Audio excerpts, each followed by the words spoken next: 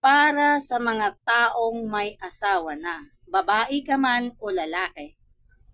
Pamilya, ibig sabihin ng pamilya meron ng anak o mga anak. Kung kaya kalimutan na natin habulin at gawin kung anong gusto ng ating unang pamilya. Unang pamilya, ibig sabihin ng ating ina't ama at ang ating mga kapatid. Opo, pero hindi ibig sabihin noon ay susuwain mo na ang iyong ina't ama. Hindi po ganon. Papakinggan mo lang po ang iyong ina't ama dahil masama na hindi ka makinig sa iyong magulang. Pero yung mga kapatid mo na habulin mo at gagawin mo kung anong gusto, hindi po tama yun. Kung ikaw ay meron ng pamilya at lagi mong dahilan o pinag-uumpisahan ng away niyo mag-asawa ay dahil hindi gusto ng mga kapatid mo ang iyong mister, wala silang pake. Kasi ang nagpapakain sa'yo, mister mo. Naintindihan mo? Hindi pwedeng yaw ng mga kapatid mo sa mister mo, iiwan mo ito dahil kawawa ang iyong mga anak.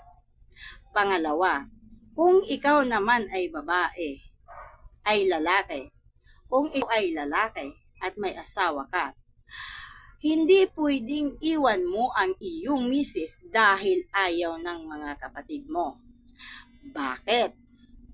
Sino bang nag-aalaga, lalaba at nagluluto at naghahain ng pagkain mo kundi asawa mo?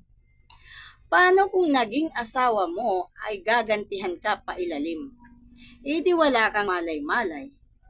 Buti na lang kung ang maging asawa mo ay yung mabait na kahit anong gawin mo ay hindi kanya kayang gawa ng masama.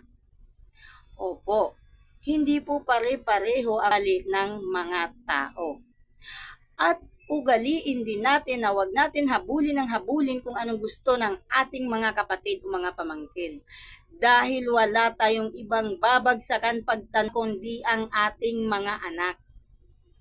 Tandaan po natin yan. Kahit gustuhin natin ibagsak ang ating mga sarili sa ating mga pamangkin, ituturo at ituturo tayo sa ating mga anak. Kung kaya uunahin din natin ang ating mga anak. O kaya, ang kapatid mo ang inuna mo at pinakinggan mo at iniwan mo ang iyong mga anak.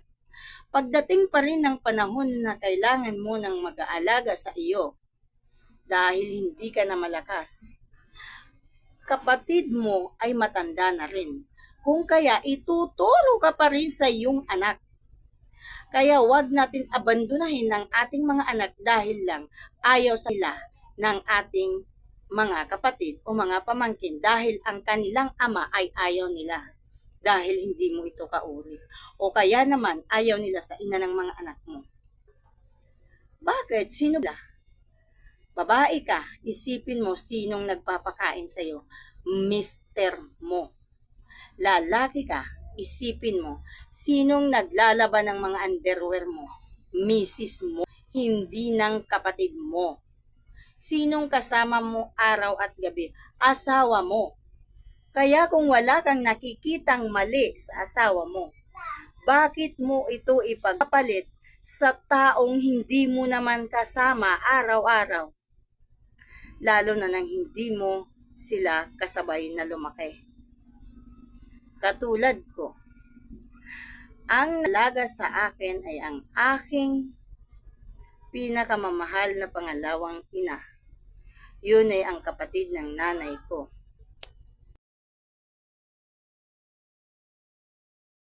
Kaya dapat uunahin natin. Pag walang mali naman dun sa partner mo. Dahil sa totoo lang, alam mo kung ba't nagkakaganyan sila? Nagsiselos sila. Dahil nung dalaga ka pa, sinusuportahan mo sila. O nung binata ka pa, sinusuportahan mo sila. Nakakapagbigay ka sa mga pamangkin mo. Nung dalaga pa at binata ka pa. Kung kaya ayaw nila sa asawa mo dahil nagkaroon na sila ng kahati. At pag nagkaanak pa kayo ng higit sa isa, ay hindi lang sila basta nagkaroon ng kahati o kahati. Dahil mapupunta na sa sawat anak mo yung 100% na kita mo o ng pag-aalaga mo kung ikaw ay babae. Sa madaling salita, kung ikaw ay babae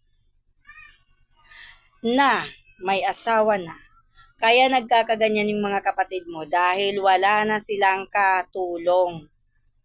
Hindi naman katulong na yung literal na katulong. Siyempre, alam naman natin ang mga babae ay ang kanilang gawain ay mga gawaing bahay. Eh di pag ikaw na asawa at may mga kapatid ka rin babae o kaya ay mga lalaki, lalo na kung mga lalaki walang maglalaba sa kanila. At kung mga babae naman wala na silang katuwang sa paglalaba. Wala nang tutulong sa kanila maghugas ng plato, magwalis ng bahay at maglampaso. At kung ikaw naman ay isang lalaki, syempre, kaya nagkakaganyan ng mga kapatid mo dahil wala ka nang may aambag sa buhay nila dahil ikaw ay masay asawa at mga anak na. Kaya't nagkakaganyan sila. Intindihin mo kung saan nanggagaling ang iyong mga kapatid.